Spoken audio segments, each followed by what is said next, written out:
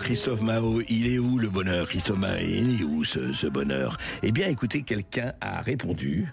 Yves Roucaute, bonjour. Bonjour. Vous êtes philosophe, vous avez été professeur d'université, vous avez écrit plusieurs livres, vous êtes essayiste, et là vous publiez un livre, allez, je vais dire provocateur. Vous dites aujourd'hui le bonheur à la découverte du sens de la vie, mais on se dit attendez, une provocation ça en ce moment avec tout ce qu'on parle, les guerres, les retraites, les affrontements, les communautarismes, etc.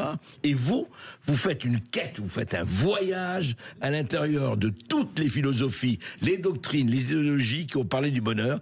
Et c'est un voyage très très très intéressant, je dois dire, que je recommande, que je convie à nos auditeurs à prendre, parce qu'il faut prendre le temps de regarder toutes ces philosophies. Et qu'est-ce qui a fait que vous vous êtes dit, allez, je vais savoir si le bonheur existe et si je l'ai rencontré? Oui, je pense que c'est une vieille quête. Et d'ailleurs, la réponse à la question, puisqu'au fond, à l'arrivée, ce livre se présente comme les carnets de voyage d'un vagabond que je rencontre à New York, près d'une fontaine. Ouais. Et là, à l'époque, je lis Voltaire, donc voilà, je crois pas en grand-chose, je suis assez sceptique. Mmh. Et puis le vagabond, il arrive avec sa besace, et il s'assoit auprès de moi. Il a sa canne, il appuie sur sa canne. Et puis il s'assoit près de moi et il me propose du miel de la vallée du miel. Alors exactement ce que vous venez de dire. Attendez, ça va quoi? La vallée du miel, on trouve ça effectivement dans la Bible. Moïse le vise, on en parle, on en rêve. Enfin bon, ça n'existe pas. Je lui dis concrètement, ça n'existe pas votre truc quoi. Et il me dit si, je l'ai trouvé. Alors là, ouais. Voilà, exactement comme vous tout à l'heure. Mon étonnement, comment ça vous l'avez trouvé? Il me dit oui, je suis parti de l'état de nature. Alors là, je l'arrête. Je lui dis mais attendez, l'état de nature, c'est pareil, c'est un truc de philosophe qui nous vendent l'état de nature. Ça n'existe pas ce truc-là. Si. Oui, vous dites l'état de nature, c'est la lutte de tous contre tous. L'état de nature, le vagabond me répond, l'état de nature, c'est l'état dans lequel l'humanité a vécu à l'époque nomade, c'est-à-dire l'humanité ayant, le genre homo ayant 2,8 millions d'années. L'homo sapiens, oui. Et voilà, et l'homo sapiens, enfin, ce qu'on appelle l'homo sapiens, l'homme moderne, ayant 300 000 ans, nous nous sommes sédentarisés que plus de 11 700 ans seulement. Donc, c'est quand même l'immense majorité de l'histoire humaine. Donc il me dit, je suis allé d'abord, alors il est allé dans les gorges de Dubaï, il a rencontré une femme qui s'appelle Mary Leakey. C'est où les gorges de Dubaï? Alors Dubaï, c'est en Tanzanie. Alors il faut savoir que, en Afrique de l'Est, il faut savoir que c'est une femme qui est là, avec lesquelles il va parler, parce que tout le voyage, vous allez voir, se présente comme à chaque fois, il cherche le bonheur lui aussi. Justement, mon vagabond, il a cherché le bonheur, il a trouvé la vallée du miel. Et il me dit, j'ai commencé donc par l'état de nature. Donc il me dit, c'est le paléolithique, quoi, c'est avant les... Et après, de là, je suis parti de la station état de nature, j'ai pris un train. Ce train, c'est l'Orient Express. Je suis allé en Égypte, à Sumer. Ensuite, je suis allé à la station hindouisme, bouddhisme, shintoïsme, Confucius. C'est les civilisations, voilà. Toutes les civilisations. Toutes les grandes spiritualités. Je suis revenu à Jérusalem. Et là, j'ai pris un autre train, l'Occident Express. Et alors, il me raconte, mais il me dit ça en quelques phrases. Et j'ai pris l'Occident Express. Donc là, j'ai pris les îles grecques, j'ai visité Pythagore, tout ce qu'on... Je suis arrivé à Athènes, j'ai rencontré un disciple de Socrate, un disciple d'Aristote, un disciple d'Épicure. Je suis allé voir la maison d'Épicure, etc. Et ensuite, j'arrive à Paris. Alors, chemin faisant, j'ai rencontré Ibn Sina, Averroès, Saint-Augustin. Enfin, à chaque fois, c'est des disciples d'eux. Et il arrive ensuite place de la Sorbonne, il rencontre Thomas d'Aquin, etc. Et puis, il arrive à la taverne des humanistes, là où il bouffe avec un disciple de Montaigne, on parle de Rabelais, etc. Là, voilà, vous allez voir, ce sera important. Et là, il prend un Mondial Express, le dernier train. Mondial Express. Voilà, le Mondial Express qui l'emmène à Londres. Il va visiter le Café des Libéraux, il va visiter le club des utilitaristes. Il revient à Paris. Là, il y a des manifestations, des grèves, etc. Et il y a un gentil gars qui le prend et qui l'amène au Café de la République pour le protéger. Et puis là, il découvre que effectivement, si Gavroche est tombé à terre, c'est de la faute à Voltaire. S'il est tombé le nez dans l'eau, c'est à cause le nez dans le ruisseau, c'est à cause de Rousseau. Il reprend le train. Et il fuit la terreur en fait, etc. Il reprend le train et puis là il rencontre des disciples de Kant. Il peut pas supporter Kant. Enfin, il supporte pas Kant. Il est gentil, mon personnage. Il est adorable. Il a une besace Devant lui, il met les trucs positifs qui vont à la recherche du bonheur et dans la poche derrière les poisons. Et là, il arrive et puis il arrive jusqu'à donc il rencontre un disciple de Kant, un disciple de Hegel, de Nietzsche, qui lui apprend d'ailleurs le sens du miel. Et puis il arrive à Weimar. Il déjeune dans le restaurant de Goethe. Weimar en Allemagne, oui. Et il déjeune dans le vrai restaurant de Goethe. Il bouffe la même chose que Goethe. Il bouffe avec Bergson d'ailleurs. Il a la même chose que eux. Et là, il va jusqu'à Buchenwald.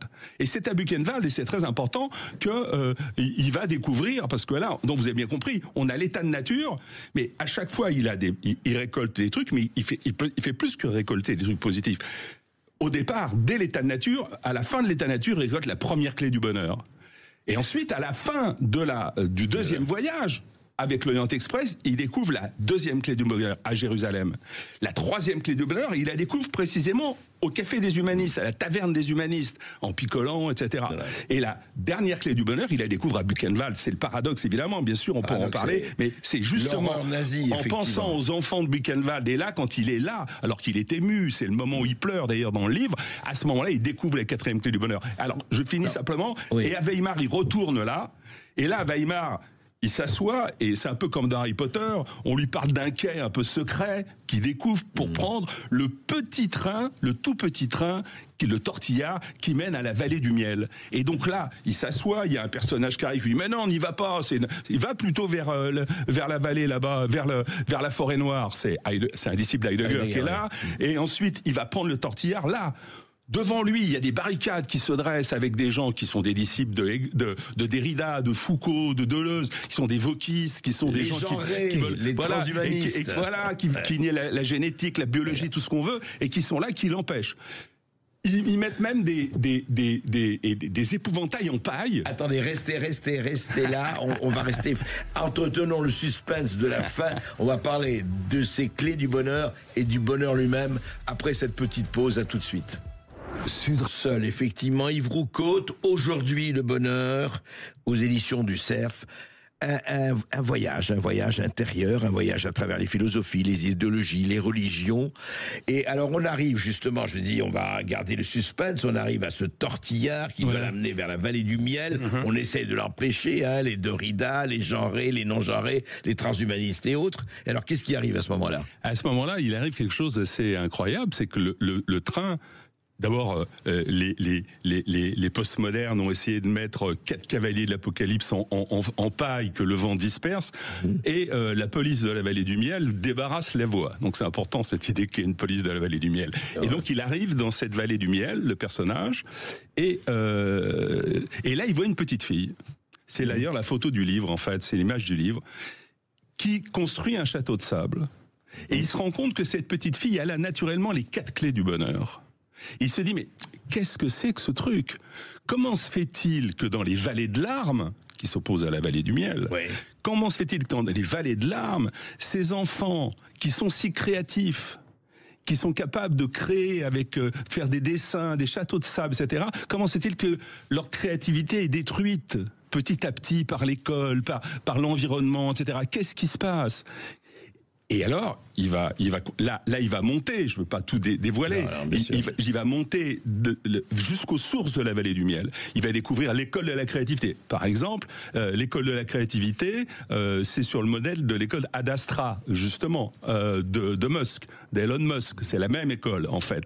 Donc il découvre cette école de la créativité. Il découvre l'intelligence artificielle. Par exemple, il découvre un arc de triomphe, une sorte d'arc de triomphe, oui, et en dessous, au lieu d'avoir le soldat inconnu, c'est la créatrice et le créateur inconnu, etc., etc.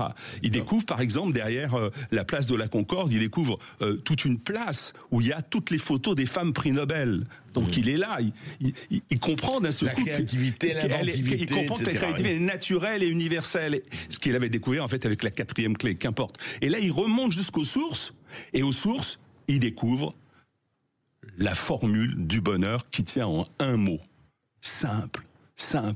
Et là, d'un seul coup, il regarde toute la vallée et il comprend tout son voyage. Parce que je reviens tout à fait en arrière. Quand le personnage, je le rencontre à New York, à Central Park, il me dit ça en 3 mots, lui. il me dit, je vous laisse mon carnet de voyage, c'est trop long. Je vous laisse mon carnet de voyage. Vous avez qu'à le lire, vous verrez. Ouais. Et d'ailleurs, faites-le circuler aussi après quand vous l'aurez lu. Moi, il me manque pas, donc je vous le donne. Et il s'en va. Et il s'en va.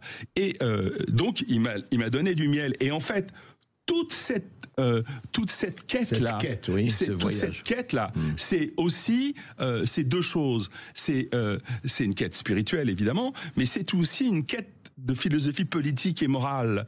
C'est ça que on peut le lire à différents niveaux. D'abord, il y a une route du miel. Il y a une route du miel. Par exemple, le premier miel qui est offert par Marie Liquet à la station État de Nature, c'est un miel de jujubier. C'est le même miel qu'on trouve dans la Torah et qu'on trouve dans le Nouveau Testament. Mais le miel primaire. Et à chaque étape, on lui donne du miel. Et à chaque étape, c'est du miel différent qui a un sens différent. Par exemple, quand il quitte l'État de Nature, Marie Liquet lui donne un autre miel. C'est un miel blanc.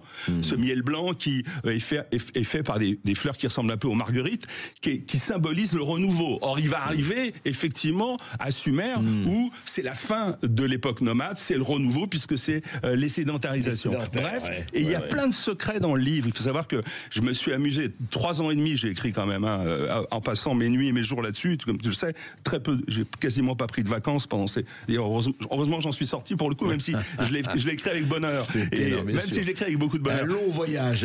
Mais Yves Roucaute, moi j'ai une question à vous poser, justement. C'est en un mot, ça tient en un mot là. Alors c'est quoi ce mot? Voilà, ça c'est le mot, ça veut dire créer. Et il faut comprendre une chose, c'est que c'est le maître mot. C'est le mot de la créer. Vous êtes cuisinier, vous êtes une femme qui a enfanté un enfant, vous êtes en train d'écrire un article, vous êtes en train d'écrire un livre, vous êtes un enfant qui crée un château de sable, etc. Créer. Quel que soit, il n'y a pas de, si vous voulez, Marie Curie est une formidable créatrice, le chirurgien est un formidable créateur aussi. Il n'y a pas des hiérarchies. Oui, le menuisier qui fait une très belle table. C'est un créateur. Et il est heureux s'il fait son œuvre, on le sent d'ailleurs. Il a à ce moment-là un vrai bonheur. Je distingue dans le livre la joie, le plaisir, la félicité, du bonheur. Mais si vous voulez, c'est pas un truc compliqué. C'est à chaque fois le lecteur, il découvre en fait à chaque fois quelque chose de nouveau. Il se dit mais c'est évident. C'est-à-dire qu'à l'arrivée, on se dit mais c'est évident. Pourquoi? Parce qu'en fait, le bonheur, c'est réaliser sa propre nature. Or, qu'est-ce que c'est la nature humaine? Et ça, Trump l'a compris. Et ça, c'est marrant d'ailleurs. Malheureusement, j'ai envie de dire pour nous quelque part, qu'est-ce qu'ils ont dit? Qu'est-ce qu'a dit la sénatrice de Nebraska? Elle a dit le droit au bonheur. Il faut libérer la créativité. Il faut arrêter les réglementations. Il faut arrêter tous ces trucs qui, au nom de la nature, de la planète, etc. Il faut tout casser pour libérer la créativité. 500 milliards de dollars dans l'intelligence artificielle c'est pas l'État qui va le donner. Non, c'est pas parce que l'État il donne rien. L'État il prend aux uns pour donner aux autres. L'État c'est 3 grandes sociétés privées qui sont mises ensemble et d'autres partenaires pour mettre en place 50 000 mètres carrés déjà de data center. C'est un truc monstrueux. C'est libérer la créativité. Oui, pourquoi est-ce qu'il dit ça, Trump? Pourquoi est-ce que parce que libérer la créativité, c'est aussi libérer la puissance des nations. Parce que la créativité, c'est l'origine de la puissance. C'est l'innovation, l'origine de la puissance. Qui est le propre en fait, c'est la créativité qui est le propre de l'homme. Mais bien entendu, c'est ce que je démontre dans le livre. Attention, moi, dans le livre, tout est démontré. C'est pas un truc de théologien. Tout est démontré. C'est-à-dire... On va en parler juste, Yves Roucaute, parce que je voudrais qu'on reparle du bonheur, justement, du bonheur de la créativité. Simplement sur la nature. Je voudrais simplement dire que le bonheur, c'est réaliser sa propre nature. Or, ce que je démontre dans le livre, c'est que notre nature, elle est créatrice. Nous sommes les seuls êtres vivants à transformer le monde, à transformer nos relations en créant des civilisations, les relations entre les hommes.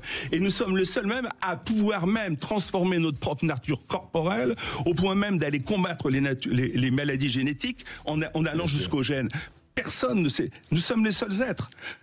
Nous sommes des êtres créatifs. Et donc, être heureux, c'est pour ça qu'on est si heureux quand on crée quelque chose. On est là, on est, et c'est pour ça que l'enfant, je parlais de cette petite fille que je rencontre, il y a ses parents qui la regardent, elle crée son château de sable, et les parents, ils l'applaudissent, et ils lui disent bravo. Et la fille, elle est émerveillée, elle est heureuse, parce qu'elle a créé, et vous avez créé votre livre, et je sais que ça vous a pris 3 ans et demi, mais voilà, création, on en parle tout de suite après cette petite pause.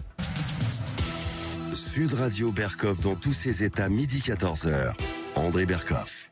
Et n'oubliez pas, chers auditeurs, que vous pouvez réagir vous aussi au 0826 300 300. Posez vos questions si vous le souhaitez à l'invité d'André Berkoff. Aujourd'hui, Yves Roucaute, philosophe et auteur de Aujourd'hui le bonheur aux éditions du Cerf. Alors justement, on a parlé, Yves Roucaute, de la créativité, de l'esprit créatif, etc. Mais si on était un esprit quand même, justement, non pas l'esprit qui nie, mais on dirait, écoutez, c'est très bien tout cela. D'ailleurs, c'est passionnant ce que vous racontez par rapport à tous les cafés, les tavernes, les bistrots. D'ailleurs, j'ai marqué vos goûts assez prononcés à la fois pour la cuisine et pour la boisson, mais c'est une bonne chose. Et puis vous parlez de tous ces philosophes, de tout cela. Mais au fond, vous pourrez vous dire, oui, mais attendez, est-ce que votre bonheur, est-ce que cette créativité n'est pas réservée à certains?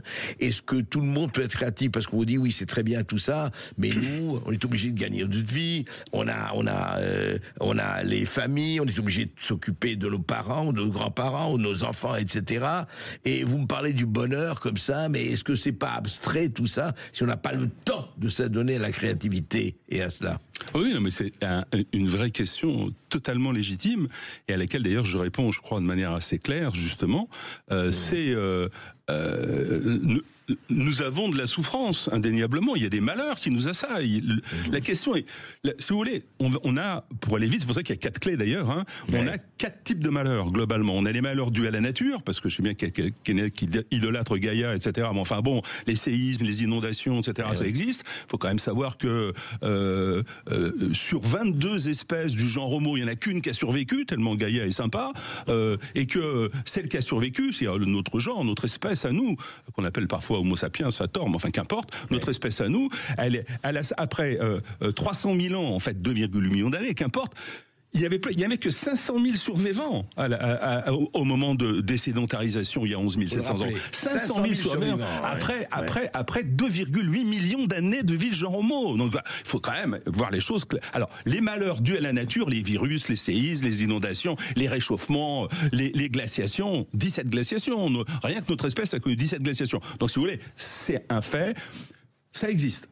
La deuxième chose, c'est que, comme si ça suffisait pas, les humains, ils ajoutent là-dessus des malheurs dus à leurs relations entre eux. C'est-à-dire le crime, la guerre, le totalitarisme, etc., qui a été inventé d'ailleurs au néolithique. Donc, ça suffit pas, on rajoute ça.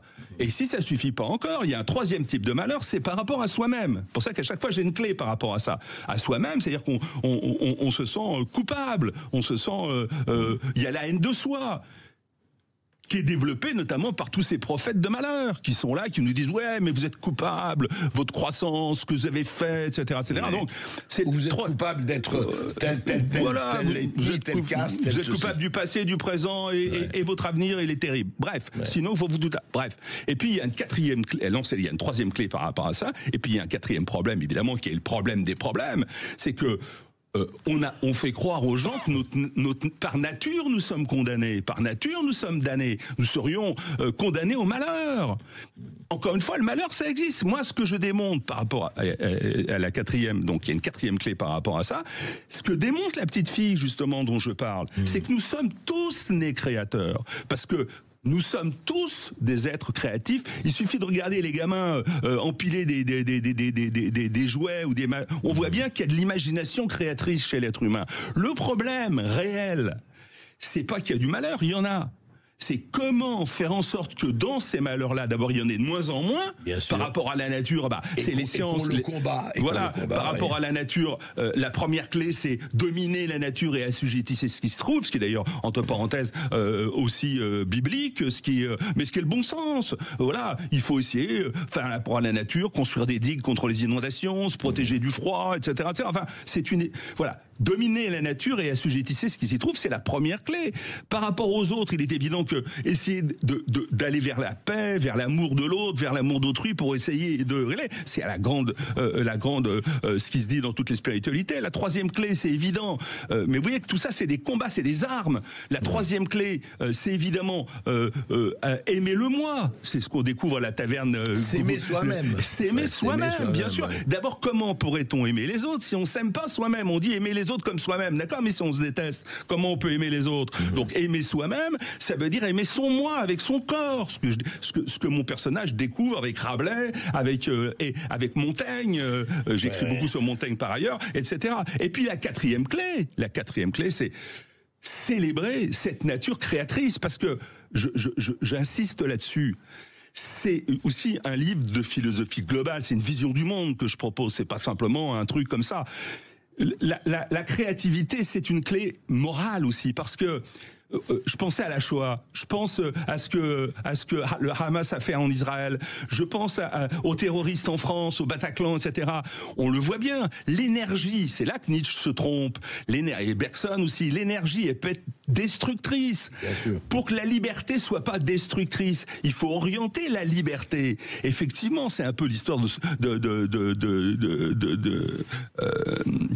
enfin bref, je pense à un roman là. Et il faut orienter la liberté. Il faut orienter la liberté vers la créativité, Pas pour la limiter.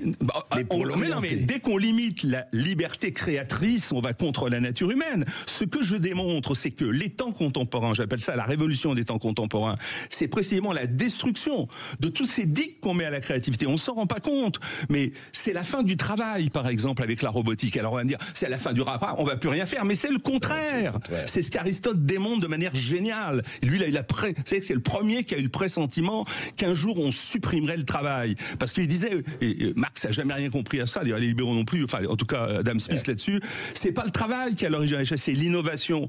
J'insiste là-dessus parce que on va pas cesser d'avoir des activités. L'activité, c'est pas le travail. Moi, par exemple, quand je écris ce livre, j'ai pas le sentiment de travailler, mais je suis hyper actif au point où je dors quasiment plus, j'en rêve la nuit et tout. Le peintre, il est hyper actif. Le cuisinier qui est en train de faire sa bouffe, il est actif, il est créatif. On va supprimer les travaux pénibles, le côté douleur du travail. D'ailleurs, l'intelligence artificielle va supprimer des millions de postes qui étaient des postes d'exécutants. Exactement. Et pas de créateurs. Mais bien sûr, la grande erreur de Marx, et c'est pour ça que les marxistes, ils comprennent rien au film actuel, parce que Marx, je le rencontre Marx aussi, je le rencontre. Et celui. Alors, mais en tout cas, parce qu'il déteste le miel, et Kant parce qu'il déteste le miel aussi. Mais les autres, on partage le miel.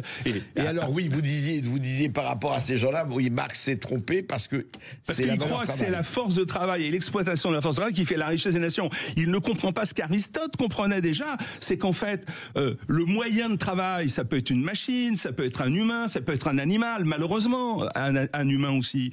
Et donc, cela est interchangeable. Ce sont des moyens. Ces moyens-là, si on peut supprimer l'ouvrier sur sa chaîne et dire à l'ouvrier, bien écoute maintenant, va créer, fais ton truc et développer la créativité. Moi, ce que je dis, c'est que deviens agriculteur, voilà, c'est ça les temps contemporains, c'est ça, c'est la liberté. Ce que Nietzsche comprend pas bien, parce que Nietzsche est le premier qui me fait comprendre le sens du miel. Parce que lui-même se présente comme... Il a fait des bonnes choses, Nietzsche, quand même. Oui, il se présente comme l'adorateur du miel et celui qui s'offre lui-même comme miel. C'est assez drôle d'ailleurs. Mais en fait, il fait ça pour faire ce qu'il appelle le surhomme. Mais non, il se trompe. Parce qu'il pense que la créativité, c'est seulement une élite. Mais non, nous sommes tous créatifs. Et le grand problème, c'est pour ça qu'il faut une révolution dans ce pays. Le grand problème, c'est que cette créativité native que tous les enfants ont, nous la détruisons, nous l'endiguons, nous la freinons. Regardez ce qui s'est passé par rapport aux femmes, ce qui se passe par rapport, socialement, par rapport aux ouvriers, mais ce qui se passe aussi dans nos têtes, où on essaye de nous expliquer que, attention, regarde, la Commission européenne qui veut limiter l'intelligence artificielle. Mais enfin, c'est du délire. La Commission européenne, elle a mis 1 milliard de dollars, l'équivalent d'1 milliard de dollars, 10 milliards sur 10 ans dans l'intelligence artificielle. Les États-Unis mettent 400 milliards, 500 milliards sur 10 ans. Il faut arrêter. Il faut libérer. Il faut arrêter de limiter. En biotechnologie, la France est passée à la 13e, 14e place. C'est pas normal. Il faut libérer ça. Il faut arrêter de charger les entreprises, de charger les individus avec un système éducatif qui est fait pour effectivement produire des travailleurs. Mais moi, je veux un système éducatif qui produit des êtres créatifs. Il faut arrêter aussi les normes. Mais bien sûr, les normes, la normalisation. Ça ne veut pas dire qu'on va être dans l'anarchie. Ça veut simplement dire que on va endiguer tous ces flux pour qu'ils ne soient pas des flux de mort, de destruction, ça c'est très important. Donc il faut des règles, des lois très fortes. Il faut aussi des savants, des gens qui montrent qui se montrent comme modèle pour entraîner tous ces enfants vers la créativité contre la destruction. Donc il faut des règles. Mais après, dans ce cadre-là, il faut libérer l'imagination. Il n'y a pas un individu semblable. Pourquoi? Mais parce qu'il n'y a pas une créativité semblable. Donc il faut laisser se multiplier. On peut être créatif le matin. Il y a 7 milliards de créatifs, alors selon vous. Mais il y a réellement, et on le voit, il suffit de regarder tous les enfants du monde, ils ont tous la même caractéristique. Je suis allé en Inde cet été. J'ai quand même vu un truc monstrueux. Il y avait les petits gamins sur les plages, ils sont tous en train de jouer, en train de faire des trucs, des dessins, des pattes de sable, etc. Ils prennent des seaux, des pelles. Il faut arrêter. La créativité, il suffit de regarder nos enfants. La créativité, elle est là, elle est originaire. Donc il faut la développer, il faut la libérer, il faut casser ce système qui empêche de libérer. Moi, je veux dire, certains disent je suis un peu anard, etc. Je suis pas anard. Je suis du côté de la créativité des gens. Et je sais que tous les êtres sont créatifs, tous les êtres sont respectables dans leur créativité. Et quand j'ai des terroristes en face de moi, je sais ce qui les motive. C'est pour ça que le voyage, il dure. Le quatrième train, il est obligatoire parce que avec Rabelais, etc. Je célèbre le moi. C'est génial, le moi. Aimer, s'aimer moi. Oui, mais je découvre que dans le moi, il y a aussi des pulsions morbides, des pulsions de mort. Donc je peux pas célébrer le moi dans sa totalité. C'est pas 50 milliards de Chinois et moi. Exactement, oui, avec les moi en même temps. Et donc on peut pas célébrer le moi. Il faut célébrer le je. Le je, alors là, si vous voulez, on peut en parler, c'est très philosophique. Le je, J-E, l'ego. L'ego, lui, il regarde ce moi et il est capable dans ce moi, parce qu'il est liberté, pure liberté, énergie libre, il est capable de mettre ce moi en conformité avec la nature humaine. C'est-à-dire de dire, là, non, ces pulsions morbides, on les arrête. Et moi, je suis toujours étonné de voir que dans un État, on ne comprend pas qu'il faut arrêter les pulsions morbides. Toute l'école, la police, la justice, tout ça, et les enfants, les pas, devraient être orientés vers la créativité humaine. Je finis là-dessus. Ce que Marx comprend pas, c'est que la vraie richesse des nations, c'est Schumpeter qui l'a dit de manière très très bien, même si après il a un côté un peu trop dogmatique parce qu'il pense qu'il y a des cycles. Mais la vraie richesse des nations, c'est l'innovation. C'est pour ça que Trump, il dit, on va arrêter. Les gens, ils comprennent rien, Trump. Trump, il est en pleine offensive de l'Amérique. Il n'est pas du tout isolationniste. Il est en pleine offensive. Le problème pour nous, Français, Européens, pourquoi nous ne partons pas à l'offensive aussi? Voilà, c'est ça la question. Pourquoi nous ne libérons pas la créativité? On va pas gagner en imposant, en empêchant la créativité de venir. J'ai une expression, je finis là-dessus simplement, j'ai une expression qui dit « créateurs de tous les pays, unissez-vous ». Voilà, c'est ça la force. Ah, voilà le Karl Marx de l'innovation, c'est Yves Roucaute. On va continuer à en parler après cette petite pause. À tout de suite. Sud Radio Berkoff dans tous ses états, midi 14h.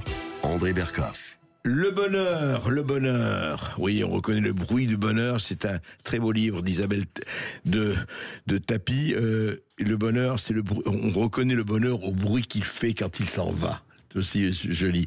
Yves Roucaute, donc, ce livre sur le bonheur, aujourd'hui le bonheur, à la découverte du sens de la vie, aux éditions du Cercle. Et nous avons, je crois,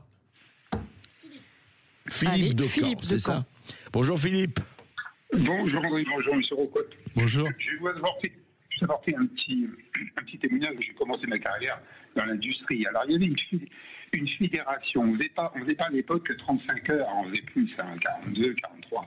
Mais il y avait une fédération, il y avait un enthousiasme, un soutien auprès des travailleurs qui faisait qu'on avait eu égard un petit peu de contraintes. Plaisir, parce qu'on savait qu'on pouvait s'entraider. On allait au travail avec un esprit pour fédérer les forces et les esprits. On ne l'a plus. On a maintenant du reporting avec beaucoup de gens qui travaillent dans d'autres domaines, les domaines notamment bureaucratiques et autres. Et moi, je ferai aussi à l'impasse sur notre propre je dirais, président, Macron, dans quel cas lui nous donne de l'enthousiasme, si ce n'est qu'il se permet de dire à quelqu'un de traverser la rue pour trouver du travail, un oui. boulot. Lui, je lui propose de repasser dans le sens inverse. Il cherche des voituriers, mais juste en face. Il pourrait le faire.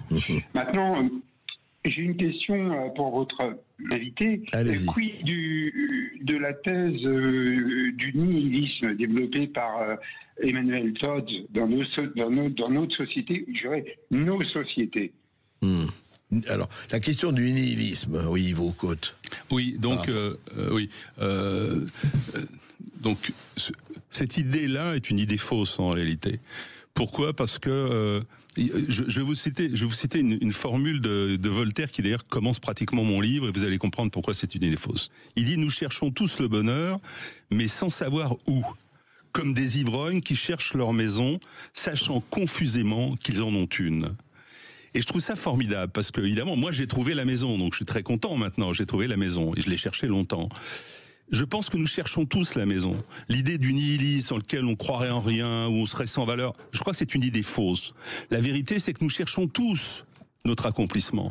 Simplement, on ne sait pas où parce que déjà, les prophètes de malheur, parce que déjà l'idéologie, parce que l'idolâtrie du marché, l'idolâtrie de la science, l'idolâtrie de l'État, l'idolâtrie de la planète, toutes ces idolâtries-là, nous empêchent de voir ce que mon personnage là, quand il arrive en haut à la source, il entend boire de l'eau de la source, il entend d'ailleurs une petite musique sympa, et bref, et d'un seul coup il se rend compte que la lumière était à ses pieds, mais en fait il y avait tellement de brume qu'il pouvait pas voir cette lumière. Crée, c'est à ses pieds, en fait. C'est à nos pieds, à nous. Et les valeurs, notre valeur qui consiste à nous réaliser nous-mêmes, qui est notre tentation, qui est notre envie de nous réaliser, puisque c'est ça le bonheur. Attention, c'est pas le plaisir seulement. C'est beaucoup plus fort, le bonheur. On peut avoir du plaisir en prenant un verre de vin. C'est pas forcément le bonheur. Ça peut être lié au bonheur, bien entendu. Ouais. Moi, j'adore ça. Donc, je suis comme toi, là. J'aime bien. Mais c'est pas le bonheur, c'est du plaisir. Le bonheur, par exemple, pourquoi est-ce que je dis ça ? Quand j'arrive à Buchenwald, d'ailleurs je me suis fait, là cet hiver je suis allé à Auschwitz, quand j'arrive à Buchenwald, j'ai d'un seul coup une lumière. Il y a des gars, des tortionnaires qui ont pris plaisir à faire souffrir, qui ont été joyeux à l'idée de détruire. Donc le bonheur, c'est autre chose. Le bonheur, c'est réaliser sa nature profonde, c'est-à-dire sa nature créatrice. C'est ça le bonheur. C'est à ce moment-là d'ailleurs, vous faites-le, vous verrez, à chaque fois, on se retrouve dans la plénitude de soi. Donc moi, le nihilisme, j'y crois pas parce que je pense qu'on cherche tous ça. C'est-à-dire que notre valeur profonde, alors le livre, vous allez voir, vous savez, il y a plusieurs façons de lire le livre. On peut le voir de manière philosophie morale et politique, comme voilà les armes aujourd'hui pour lutter contre cette société d'enfermement, de destruction de la créativité.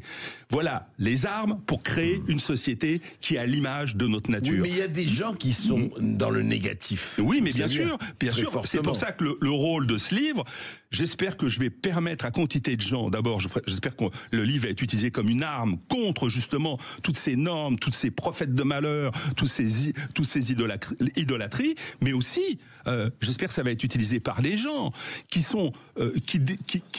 méconnaissent leur propre nature, qui sont dans la détestation d'eux-mêmes ou le mépris d'eux-mêmes ou qui n'arrivent pas à se rencontrer, à se retrouver eux-mêmes. Et donc je pense que, et c'est pour ça que c'est totalement positif ce livre, et tous ceux qui l'ont lu là, par exemple, il est sorti il y a 4 jours, j'ai eu 150 messages de joie.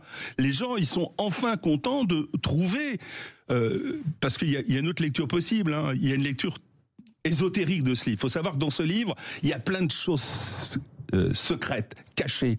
La canne, le sens de la canne, le sens de petits bonhommes en blanc, le sens du miel, etc. Il y a plein de secrets. Il n'y a pas une page quasiment, il n'y a pas des secrets cachés.